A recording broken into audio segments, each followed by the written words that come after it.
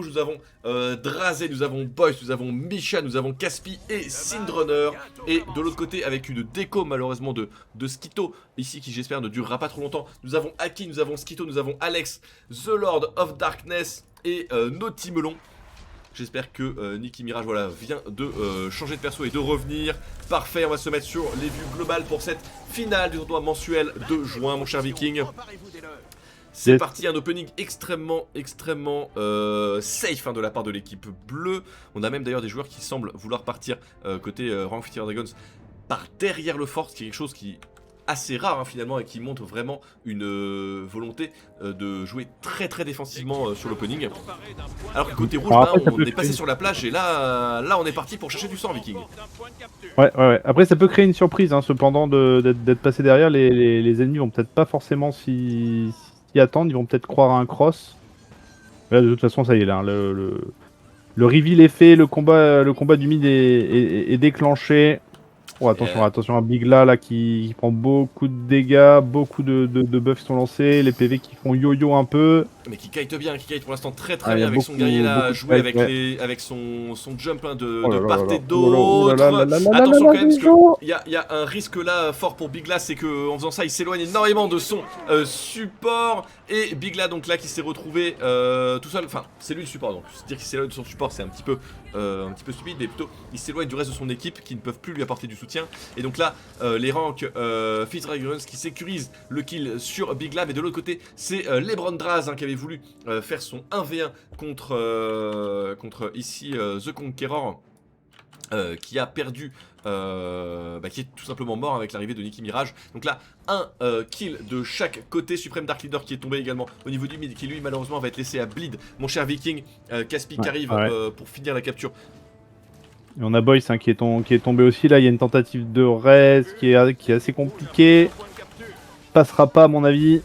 Ouais, Boyce qui va rester. Et du coup, ça nous donne un mort de chaque côté. Donc on reste dans l'équilibre côté équité numérique pour le moment. On a petit 1v1 sur la mine, là le petit 2v2 également sur le point du mid, tandis que Sindrunner est parti faire la neutralisation ici. Très bien joué de la part de Sindrunner ici. Voilà, on en parlait tout à l'heure du rôle du voleur en tant que roamer, c'est exactement ça. Venir neutraliser un point pour forcer un adversaire, en l'occurrence c'est The Conqueror ici, l'élémentaliste bleu, à rester, revenir sur le point et rester plusieurs secondes le temps de le recapturer. Pendant ce temps là, Sindrunner lui voilà, vient apporter le surnombre ailleurs.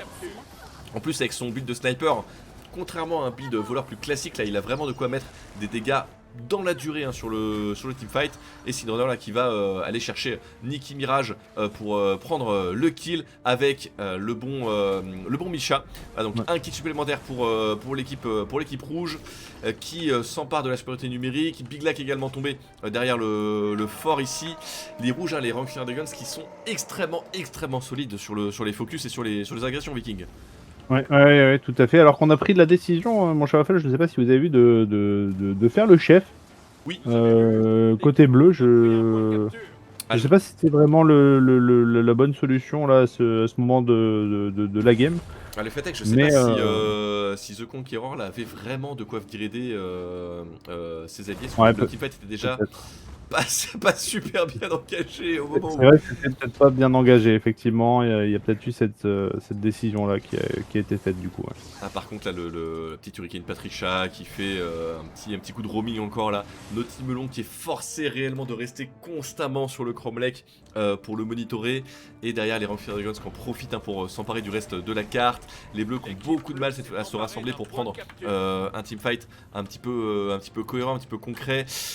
Misha qui arrive dans leur dos ici. Les bleus qui se retrouvent à nouveau split. On en a un petit peu partout. Bigla sur son support. Qui follow Nicki Mirage. Patricia qui va aller re-neutral le Chrome Lake. Je pense qu'on l'a pas vu passer. Ça fait la diff, petit à petit le score se creuse entre ces deux équipes.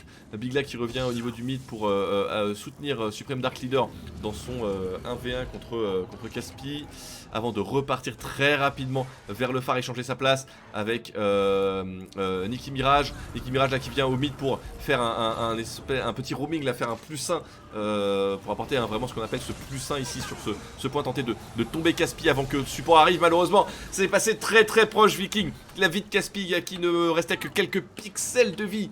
Mais il n'est pas tombé, hein. Bal, Misha, ici, le support, le guerrier support de l'équipe rouge qui est arrivé à temps pour mettre les soins nécessaires pour son joueur. Très dommage pour l'équipe bleue et bien joué de la part de l'équipe rouge. On continue le fight, il y a un kill qui est pris sur Bigla. Encore, le pauvre Bigla ne doit pas passer une game super agréable là. Ouais, non, ça doit pas être agréable pour lui. Oula, Caspi qui a... pas passer loin du décès. La reste qui est tentée sur Bigla, mais il y a 2 joueurs qui vont arriver, à mon avis ça va être très compliqué.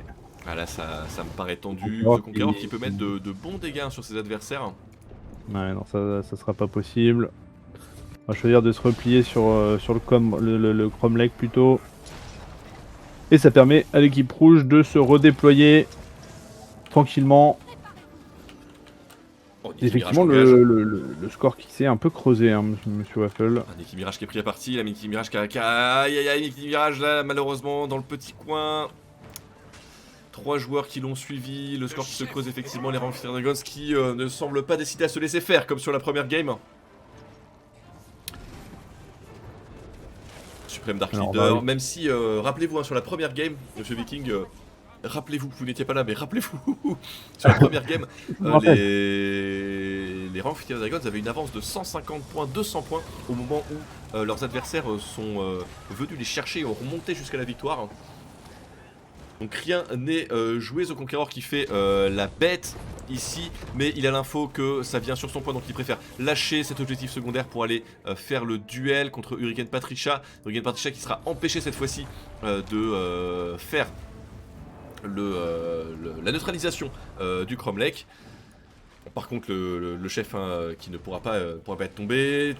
Sindrunner qui se fait attraper dans son coin. La raise avec la bannière, mais Sindrunner qui retombe instantanément. Viking, c'est très bon pour l'équipe bleue. Ici, l'équipe bleue qui vient de faire claquer plutôt leurs adversaires. Un CD extrêmement important qui va potentiellement leur être profitable dans un teamfight à venir. On va voir si l'équipe bleue arrive à capitaliser dessus au niveau du mid. Là, il semble vouloir aller chercher un teamfight assez massif au niveau du mid. The Conqueror qui va aller suivre Hurricane Patricia.